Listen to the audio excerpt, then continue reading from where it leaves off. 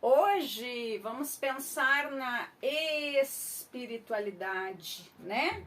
A espiritualidade que faz com que diante das dificuldades, diante daquele coração dolorido, daquele coração feliz, agradecemos ou pedimos perdão, compreendemos as questões da vida.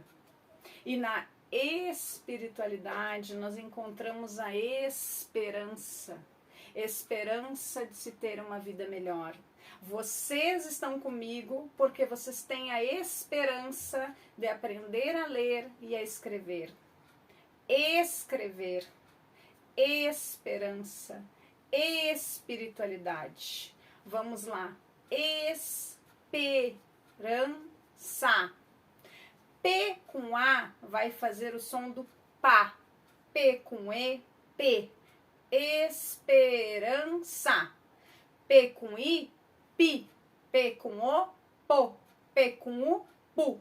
Nós estamos trabalhando esperança. Espiritualidade. A e S, as. E e S, es. I S, is. O S, os. U S, us. Espiritualidade. Certo?